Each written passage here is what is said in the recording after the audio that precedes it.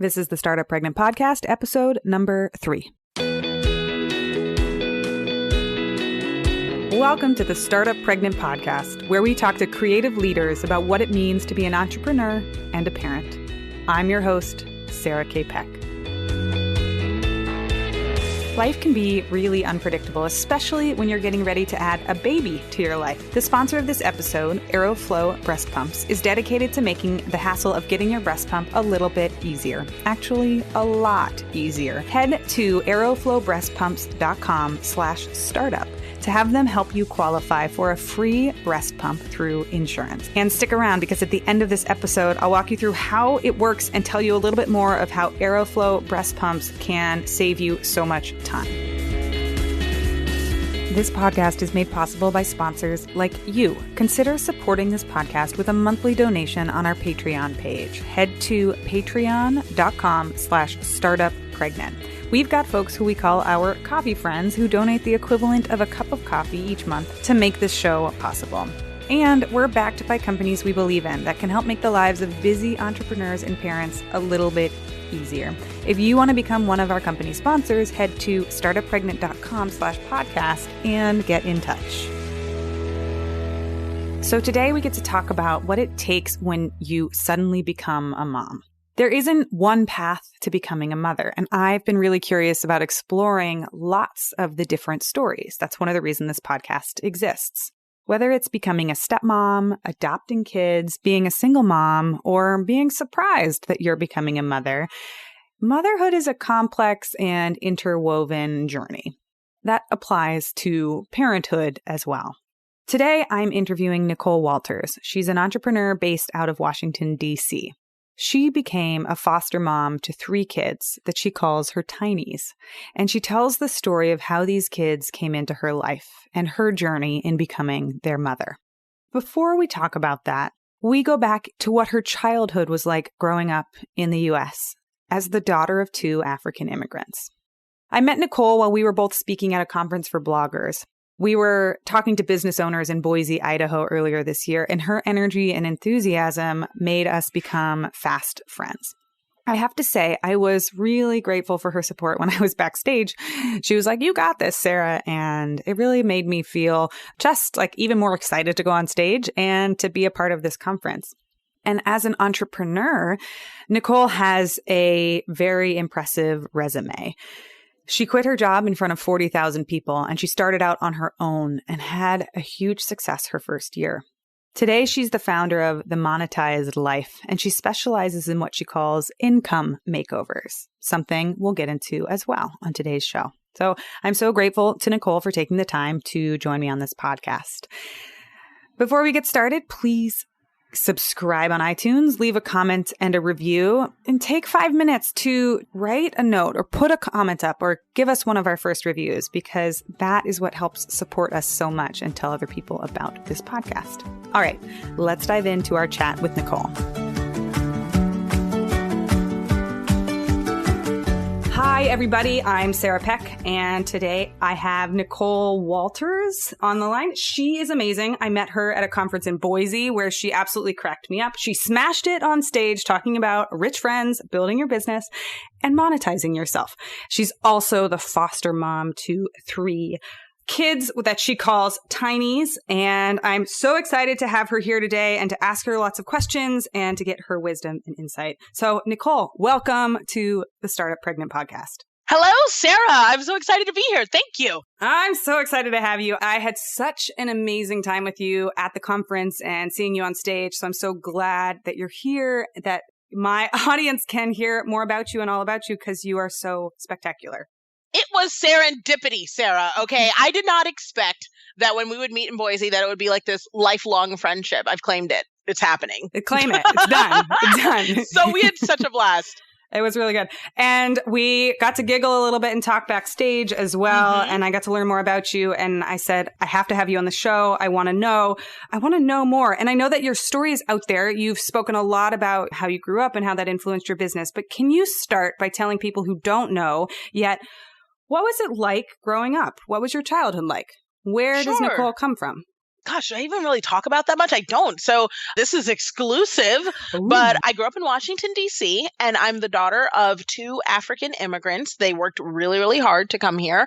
They are, I think after like 18 years, became U.S. citizens, and they were here with the intent to give us the American dream. They both knew very well that their opportunities were limited and that they wanted to make sure that we had access to everything. What was kind of funny about that process was my dad didn't quite understand how things worked here. So, for instance, my dad, who was a cab driver for almost 40 years, he would read to me because he heard somewhere, probably on NPR or one of those radio stations, that it's really important to read to your kids. So I had the dad who was like, okay, that's cool. But, we know as moms, the rest of us, that means like Dr. Seuss, right? And like things like that. No, my dad was reading the Metro section of the newspaper. He was picking up Chinua Achebe's Things Fall Apart. My dad was reading Tolstoy to me because he was like, well, they said you should read to your kids, So I mean, like he was just grabbing books and reading them to me. So that was kind of the home that I grew up in, where I was always kind of treated a little bit like a mini adult, but also being told like, hey, you're here for a purpose.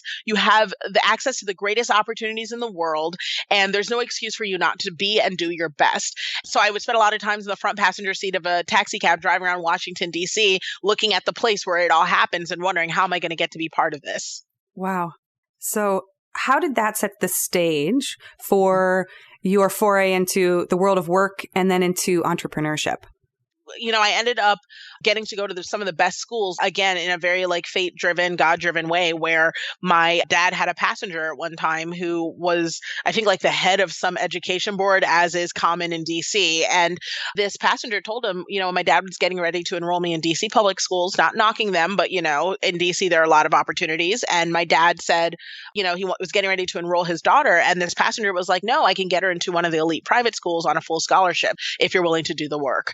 So my dad was like, sure, what do I need to do? So he filled out paperwork, and I got to go to all of these amazing schools. So I went to the schools with the likes of Chelsea Clinton, Al Gore Jr., some of the elite private schools. And then I went to Johns Hopkins University in Baltimore. So I say all this to say, sure, I probably didn't learn much along the way, just how to say fancy words, but did happen was at a very young age, I was thrust into this world where, I was maybe having one meal a day and sleeping on a couch until I was 12, but going to school with diplomats and some of the wealthiest in the nation.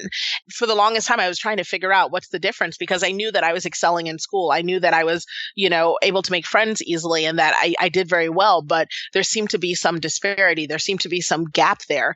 And I didn't understand what it was. And my dad would drive me around and say things like, there's an office building and there's someone's name on it, and that name is a person. If you work hard in America, you can either clean the inside of one or you can have your name on the outside of one. And you need to figure out what you need to do for there to be a difference. And that's just stayed with me my whole life. So, I went through the corporate ladder, I got the office with my name, on the office and the business cards. But then I realized that if I really want to get my name on the outside, I'm going to have to take a little bit of a different course. I'm going to have to take a couple risks. So I became an entrepreneur. That sounds so amazing. And also, what a life to have one foot over in one world and another foot over another world, and every day be faced with both of them. How did that affect your psyche and your emotional well-being and how you thought of yourself as a person? Sure. So, I mean, without a doubt, it definitely affected, I have this thing called imposter syndrome, which is very common with entrepreneurs, but essentially it's where you have a hard time realizing your own accomplishments. It's where you have a really hard time sort of acknowledging all the work you may have put in to get the success that you have, because success doesn't happen by accident, right? You don't just show up and, pick it up at the Target. You have to do something to get it, right? So what's hard is I would be in these circumstances and just struggle with the whole like, wow, how'd I get here? And I mean, I was having one of those moments when I was at the conference with you, Sarah, where, I'm there and like chatting up Seth Godin, and he's just like nodding his head and laughing at stuff that I'm saying. And I'm like, this is crazy. Like, what's my life right now? And anyone who knows Seth, and you know him really well, like, knows that he's just an approachable, nice, friendly guy. Like, that's not weird for him, but I just couldn't believe that I was even in that space, breathing that type of air, the Seth Godin air, like, totally. You know what that is. I don't even know what that is. I say things that are weird, but that was always the biggest struggle. And I mean, I didn't have a name for it when I was younger, but I knew that I often felt like I knew that my journey wasn't the same as these people. And yet I was fortunate enough to be in these same spaces. And I also knew that meant, to whom much is given, much is expected, that I needed to work really hard to bring other people into this opportunity and let other people see what it's like, quote unquote, on the other side. If I can do it, they can too. Wow. Wow. So it sounds like imposter syndrome is something that is still alive and present. And I'll confess, I feel it all the time, right? Even on this podcast, it's like, who am I to start a podcast? What does that mean? Right.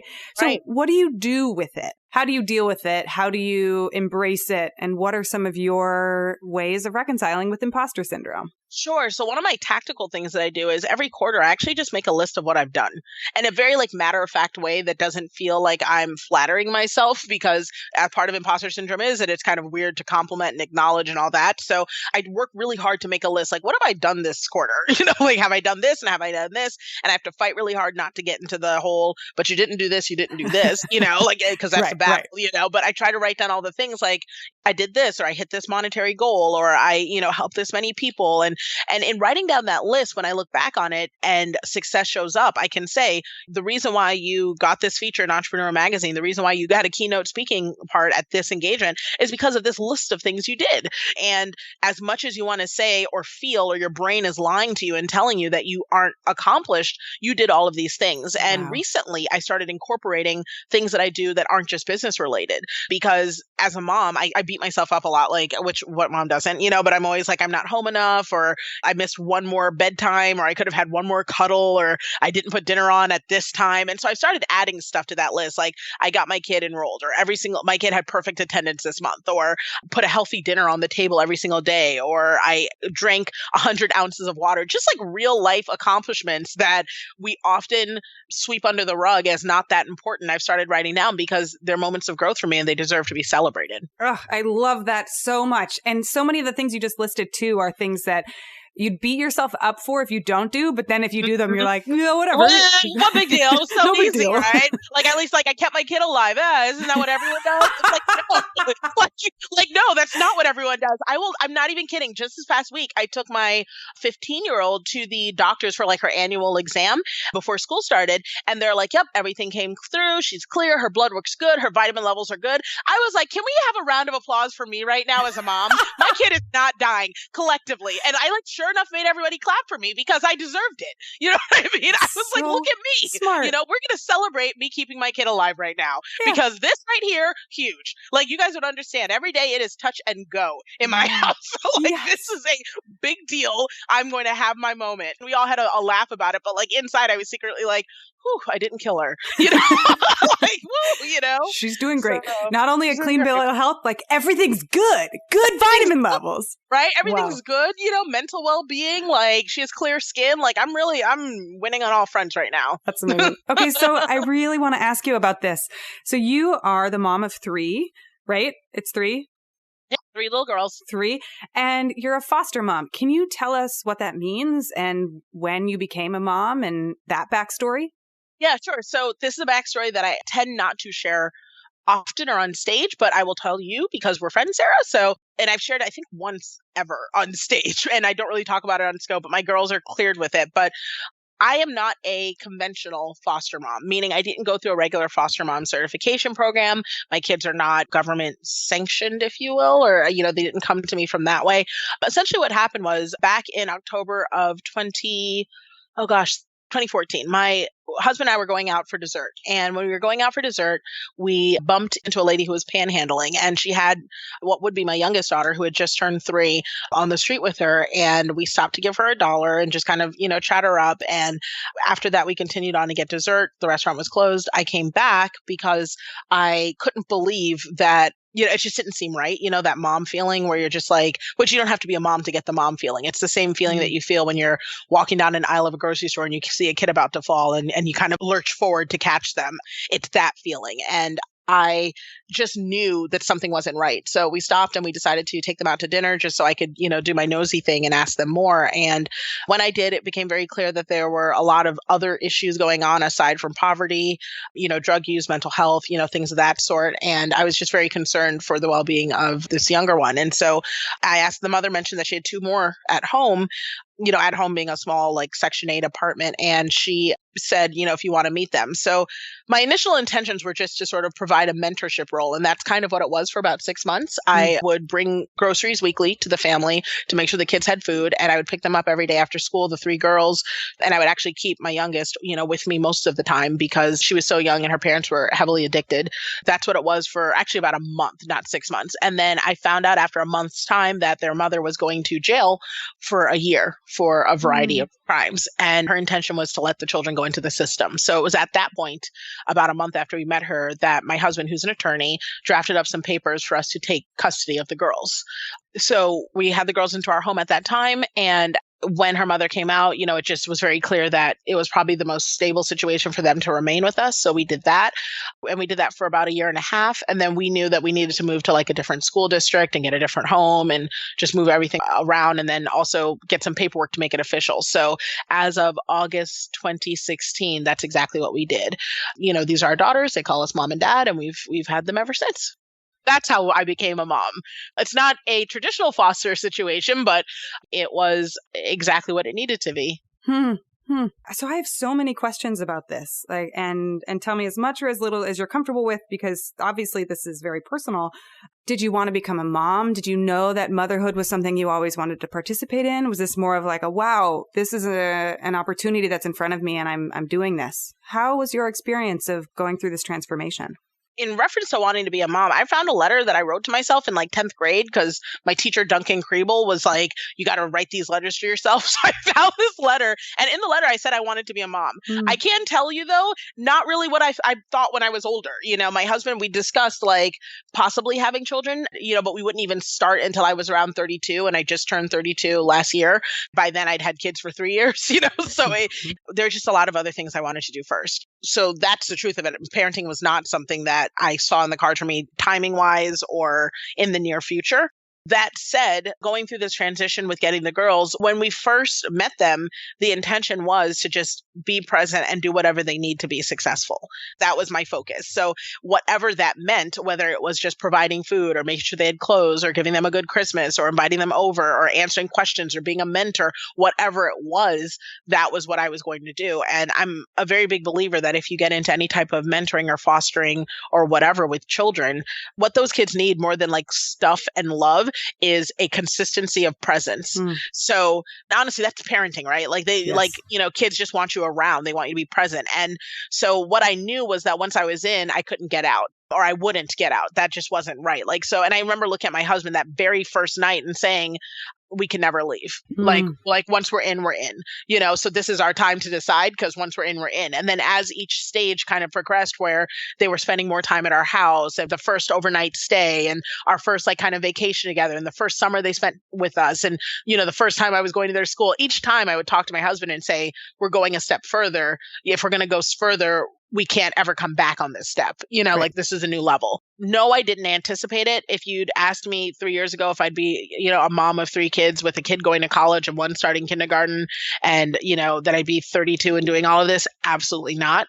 But I also know that that's just how life is. And I'm a woman of faith personally. So like, I always knew that God would provide for me. That was something that wasn't something that ever made me, worried or nervous or scared or frightful. I wasn't scared as I did it, but I also knew that I just did what felt right. If that makes any sense at all. And I talk about it with my husband all the time. Like people look at us and they're like, what were you thinking? Like, how crazy is that? I can 100% tell you that when I look back on it, because I didn't know what I was getting into. It was almost like naivete, like served me well, to not get too scared, you know what I mean? Because if I knew what I was doing, I never would have done it that way. So like when I look back and I see photos of my youngest, Puffin, when I saw photos of her, if I'd known that she was 20 pounds underweight and, vitamin deficient, all I saw was my cute little baby girl, and I just need to feed her well and take good care of her and love her and teach her things. That's all I saw, and in doing that, I corrected whatever was wrong, that was going on with her health. If I had known, I would have been much more scared, when I look back on it now. Like, I just didn't know what I was getting into. But Isn't I was that true all the time, right? all the time. Oh, all the time. Like, it's to my benefit. You know what I mean? Like, Right. it's to my benefit. I'll never forget just at ConvertKit conference when we did the conference where we met, I was hopping out of the elevator, getting ready to go to the speakers dinner, which I think was the first time we started chatting, Mm-hmm. And I was like, oh, it's going to be one of those boring speakers dinners where you just kind of like hop down and everyone kind of chats like cheesily about their next venture and whatever. Right. And I was like, and I bet you Seth isn't even going to go. So like, cause he's kind of a big deal. So, no big deal. So I leave my hotel room, like, a couple minutes late, getting ready to catch this, lobby van. And I get into the elevator and Seth is there. Yeah, in the elevator. In the elevator, because of course, right? Like, it's no big deal. So, I mean, that's just how my life plays out. And at this point, I just stopped being surprised and I just started responding, like, okay, I'll be here. I'll go along with it. Oh, 1,000%. So thank you. That is such an intense and important story that you just shared with us. And I actually feel compelled to tell you a little tiny story that I'm never planning on sharing. But look, this is gonna be the best podcast ever. Listen, everyone who's listening to this should actually tweet and email everybody about this podcast. This is like top secret, ultra exclusive, extra good. Extra good. Well, what is so amazing is that when I was dating a whole bunch of people in my 20s, I was very sure that I wanted to get married and have kids. And there's that whole online profile issue where it's like, do you want kids? Do you want a family? Like, how quickly do you bring it up when you're dating other people? And I ended up putting in my bio, I said, family and kids are so important to me. I may or may not have my own biological children because I can't control that. Right. But I will always have children in my life. And whether that means I'm fostering a whole bunch of kids in my 40s or I'm working at the local high school or like I'm tutoring or mentoring a whole bunch of kids, like my life going forward and right now always has kids in it. And it was my way of filtering out a lot of people. Absolutely. If it's weird for you, like move stage left. Absolutely. Right. So I don't think this is strange at all. In fact, I'm like, oh, Nicole is just living my other life. Like, oh my God, it's funny because like I love children. I just didn't realize how passionate I was about the whole like helping future generations. And I'm sure psychologically, if someone wanted to like psych me, they'd probably be like, oh man, she's trying to heal her former self or some mess like that, but I don't care. You know what I mean? I'll take it. Like I totally am like, I want to full on Oprah, open a school, like have all the babies, like I'm so here for it. I don't think that I will, and I know I'm going to jinx myself just because I said this, but I don't think I'll have any biological children of my own. Like it's not something I'm actively looking to make happen, because once you have 3 kids, it's like amazing birth control. Amazing. It is amazing birth control. Like, I mean, every day where I'm like, wouldn't it be cute if we just had like a boy or an infant? Like my 6-year-old will come wailing, but like screeching across me, like, I pooped just now. And when she runs into the room doing that, I'm like, we just look at each other. We're like, we're good. We might actually be good now. I mean, but I do know, just like you, I will always, always, always try to do something to give back. Because isn't that what a legacy is really about? Just what you leave behind. Oh, yes. Thank you. Yes. Okay. So even though you didn't have this straight pregnancy route into motherhood, right? Maybe people who are pregnant have it slightly easier because they have 9 months to prepare for this massive change that's coming forward. And I have a baby mama, Sarah. Right. Different situation. Yours came talking and walking and emotionally complicated. So tell me a little bit about what that transition was like. What was it like to shift into motherhood, and what were some of the things that really surprised you? Sure. So I actually went into motherhood and entrepreneurship at the same time. So I was in corporate when I had my kids, which was when I first got them and started being in their life, which was great because stable income, I knew what to do to help them. We had discretionary income, all that jazz. But then, the entrepreneurship thing was just knocking. Like, I mean, I could not silence this thing inside me. And for the first time, the conversation had always been, can we afford it? Can we do this? Can we that? We paid off all our debt. We were like, oh yeah, sure. Now's the time. And then we had these kids, and it's like, we're like, well, what about the girls? Because we can never undo what we've done so far. We have to be here. So I was freaking out. You know what I mean? I was like, this is crazy.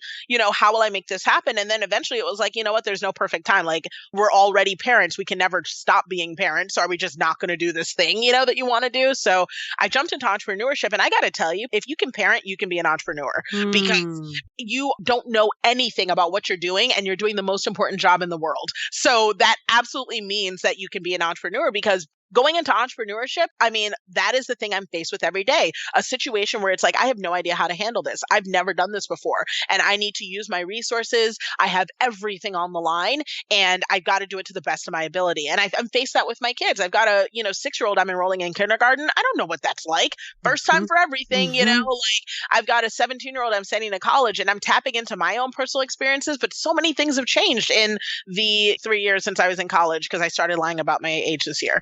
And, like so much is going on and, dealing with a teenager. So it's like, it's interesting because people have all this fear about starting a new venture and jumping into their, first business. And can I hack it? Can I do it? Well, look, every day, if you can keep your kids alive, it means that you have the core skill set to be adaptable and flexible and responsive. And if you're able to do that there and keep a human alive, you can probably do it and keep a business afloat. Amen. Amen. I always say, people were like, ooh, do you have project management skills? And I'm like, if you have been a breastfeeding mother or you've like fed a child lunches, not 3 times a day because they eat like 6 times a day. Right. You know how to project manage. Like, done. Right? You have your stamp of certification. Like, you've done it.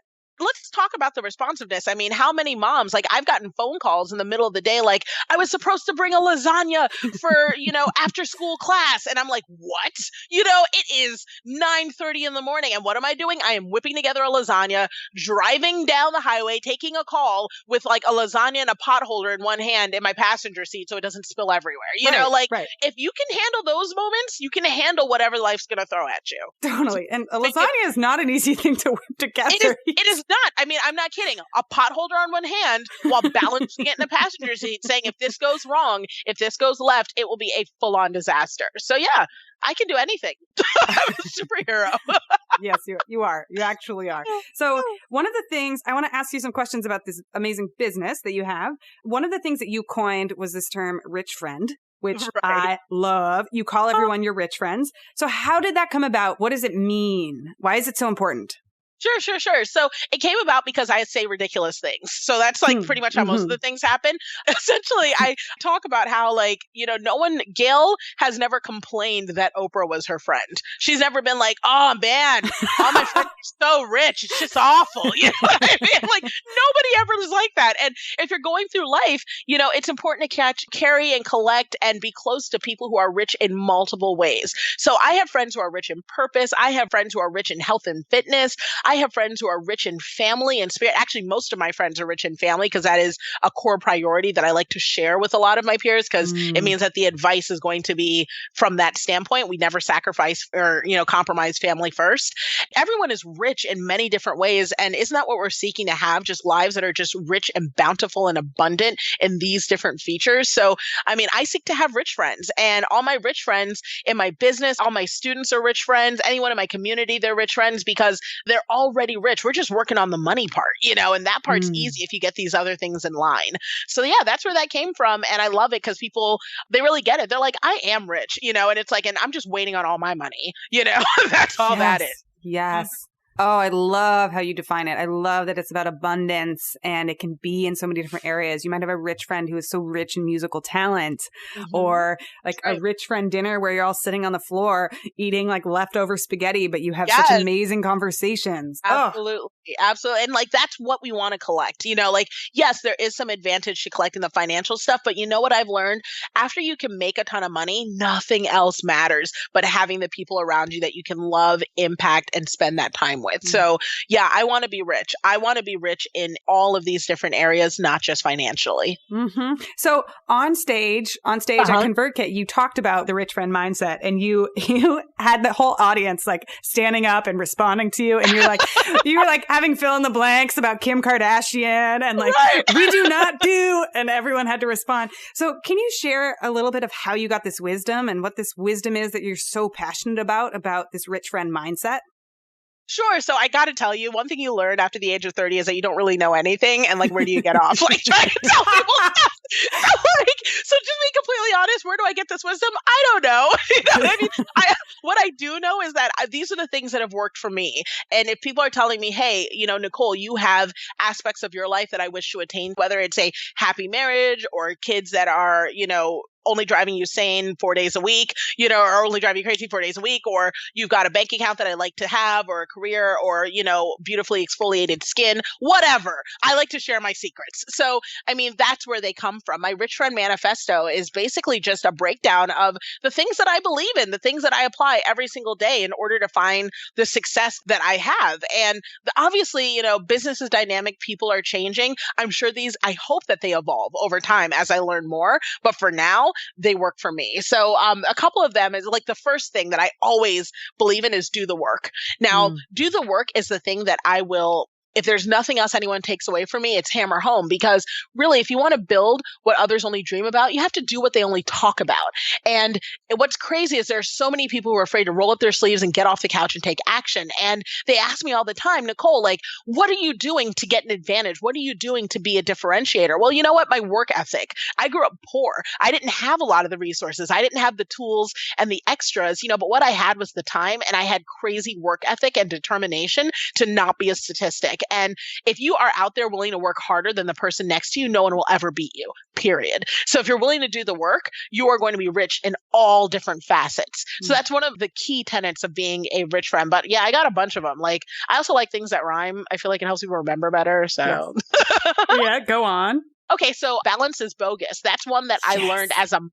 And it's the thing that, gosh, there's just so many people who are like, balance, balance, balance, life balance, and joy, balance, balance. I'm like, look, I'm going to keep it all the way real. We have 100%. That's all we've got, right? So knowing that we've got to juggle work, family, self-care, you are going to drop the ball on one of those things all the time. Right. All the time. There's going to be a ball on the floor. And you know what? That's okay. Forgive yourself for the long nights and the missed moments. Take time when you need it. Embrace that imbalance is part of the journey, and that's where I gave myself the freedom to say, you know what, like today I didn't shower, and you know what, that's fine. On Fridays we shower, 1,000%. Okay. Exactly. That's part of it. What's another one? Oh, disrupt, don't duplicate. So this is a big one, and this is more business driven than life driven, but gosh, there are so many. Every time we scroll down Facebook, there's a new ad or something telling us how we need to do things like this person in order to be great.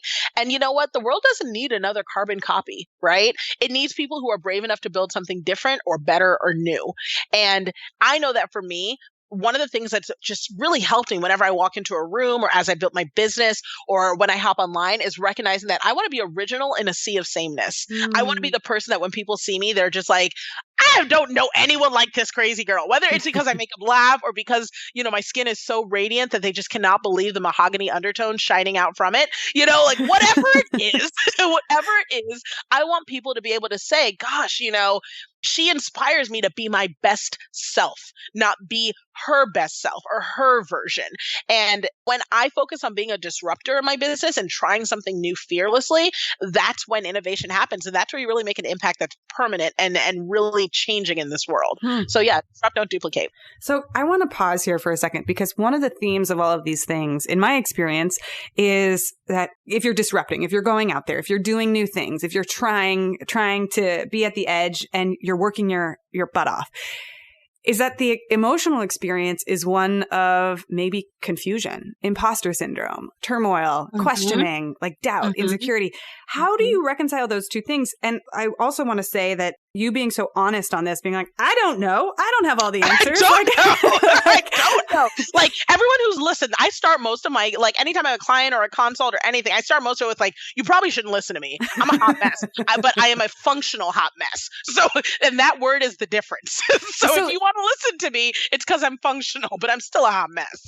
Isn't that it though? I think that people have this idea that if they're super successful in business or they become the perfect parent or they get everything right, that there'll be this mythical ideal of balance or that everything will be polished and perfect. And I think just blowing that shit up and saying, actually, it feels like you're a hot mess most of the time. And that means you're doing something right.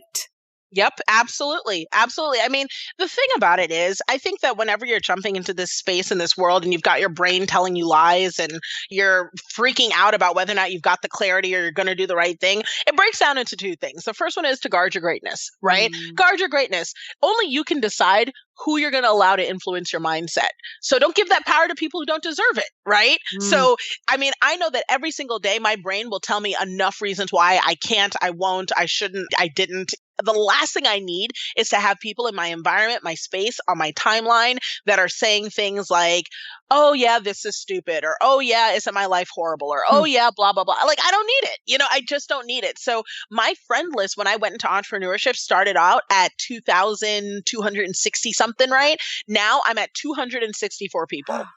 And the reason why is because I went down that list every single quarter. I call it my social media detox. I went down it every quarter and I said to myself, am I bringing something into this person's world? Am I showing them a perspective? Do they need access to my life? Are they adding to my life? Are they bringing in value? And I shifted people around, and it doesn't mean you have to do awkward unfriending. Some people just go into acquaintance status where you don't get to see everything I do. And I don't have to see everything you do, and the reason why is because I have to guard my greatness. I am great, right? You are great. Everyone who's out there, by the mere fact that you exist alone, you have worth. So because of that, because of that, you have to protect it. You can't just be out in these streets acting like you don't have any sense, like you're Right. And so because of that, it's important that you surround yourself with people who are going to support you, but also challenge you and speak truth that you need to hear when you need to hear it. So that's the first part of just sort of protecting myself from letting imposter syndrome get the best of me. I don't let other people add to it. Like, it's crazy enough in my own head, so that's the first part, right? Yes, That's the yes, first part. yes. And then the second part is I own my own narrative, right? So society is always going to tell me like who I am and what I deserve, that I'm a label or a checkbox or a stereotype. And you know what? I'm the author of my own story. So I've become fiercely protective and focused on writing things the way it needs to be. And so if I'm not where I want to be, I have the power to restructure it until I get there. And every single day, if you're not doing something to improve yourself, you are the only person to blame for not getting where you want to go. So that doesn't mean improving yourself. I think part of one of the biggest mistakes we make is we say, well, improving myself is I'm going to start going on a 3-mile run every single day. And if I don't do that, then I'm not improving myself. That's not true. I started off with taking a simple book, because everyone should be reading all the time. If you read 52 books a year, a book a week, then there's no way that you can say to yourself that you aren't smarter at the end of that year, right? Because reading books will make you smarter, period. There's nothing you can do to say that that's not true. So if you're trying to read a book and you're saying to yourself, gosh, I just can't get through it. One of the things I started doing was I go to the very last page of a book and I'll see how many pages it is. If it's, 300 pages or 200 pages, whatever, divide that up by the number of days that I want to read it in, whether it's 7 days or 30 days. And then I commit to reading that number of pages every day. So if it's just 15 pages a day, every single day you did something to improve yourself. At the end of that month, you are one book smarter than you were when you started. So that's what I mean when I say owning your narrative and then doing things to restructure your world until your story reads the way that you want it to. Oh, I love that. Oh my God, that social media editing is so valuable. God, what a great, great tool. Okay, so I like to close our podcasts. Well, I say that I like to close them this way, but I've only done it like every other time. So you get the treat, which is... I was just thinking, I was like, wait, I've recorded a lot of these where I haven't done that. So it is. Everything's an experiment. So with you, I want to close with a rapid fire. So I want to first ask you about motherhood and then ask you about business, because this is the Startup Pregnant podcast. So first, back to being a mom. What was the hardest thing about being a mom? Being really invested in the success and failure of my children. So when my children don't win, I don't win.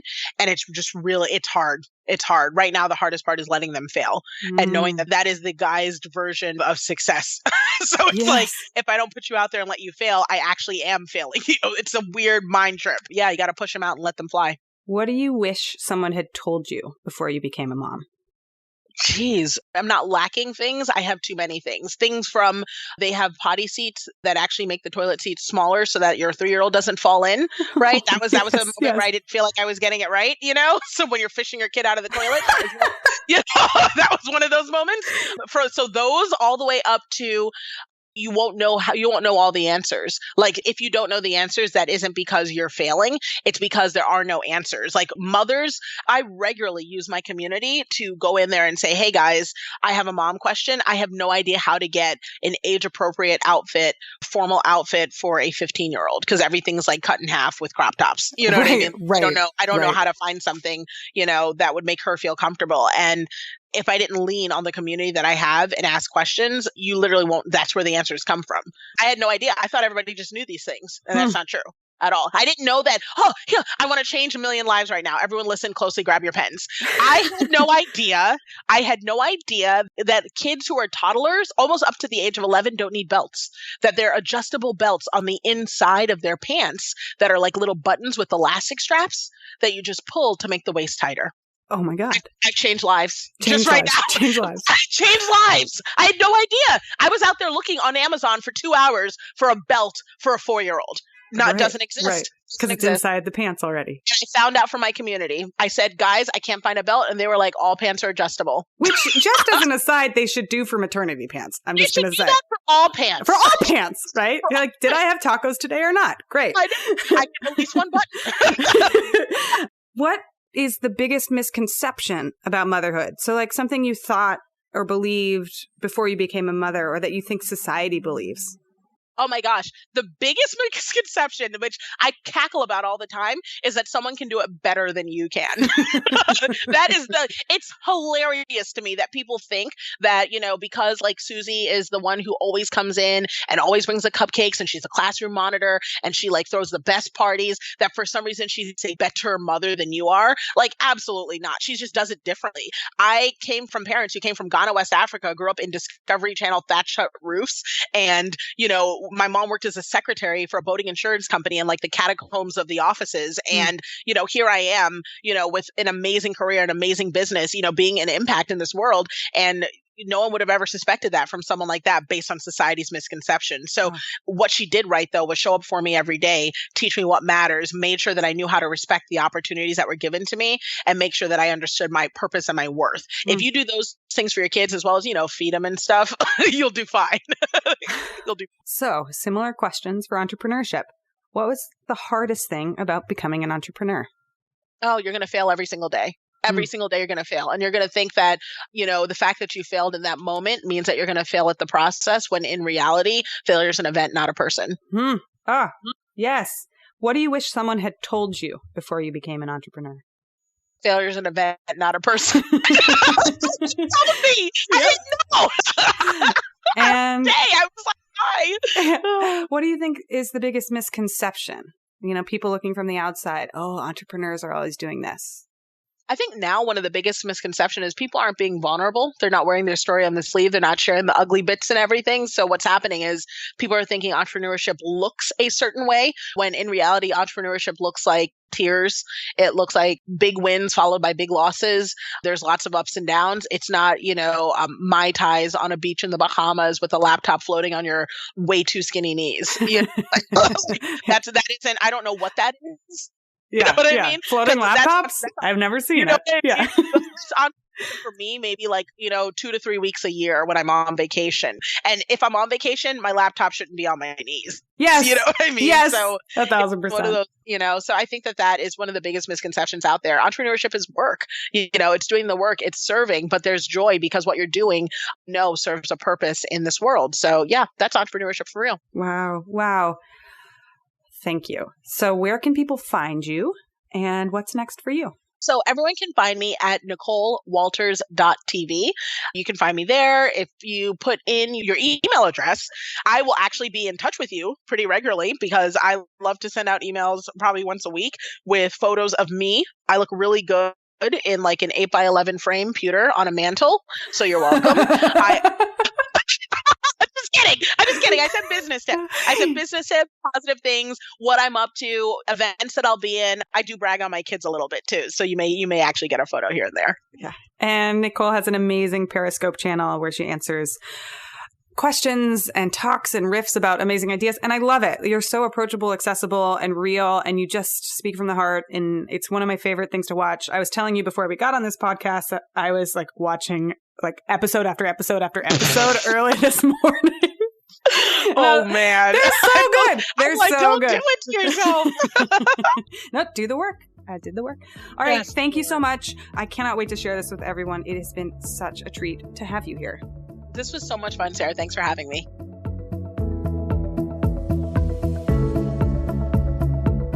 I promised at the beginning of the episode to tell you a little bit more about the pumping journey and about how Aeroflow breast pumps works. They are the sponsor of this episode. So for all of you breastfeeding and pumping mamas, here is the info that you wanted. Aeroflow breast pumps makes the process of getting a breast pump covered through your insurance as easy as possible. They have dedicated and informed breast pump specialists to help you navigate insurance by taking care of the paperwork, the phone calls, and the prescription requests so that you can take it easy.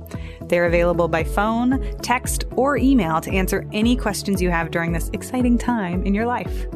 One of the trickiest things is the timing of everything.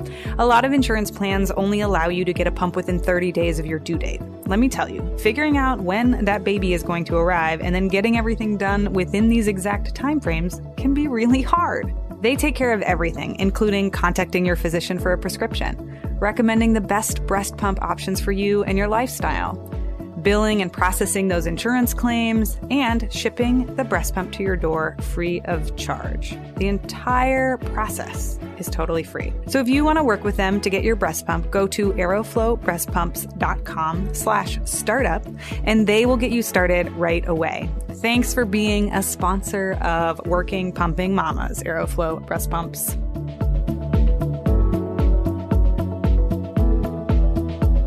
Do us a favor and give us a review and a rating in iTunes or wherever you listen to podcasts. We are a brand new show, and your ratings and reviews help tremendously in getting the word out. And please hit subscribe. If you want to tell your friends about it, share our website, startuppregnant.com. I also want to give a huge thank you and shout out to our show sponsors, Aeroflow Breast Pumps, Taskerly, Meet Edgar, Hippo Give, Fast Rope Labs, and Think Clearly. You guys made this show possible.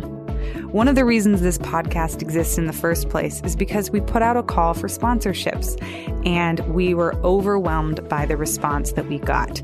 If you want to back us, head to patreon.com/startuppregnant and become a sponsor. We have folks who contribute a few dollars a month to much more, and we would love to have your support.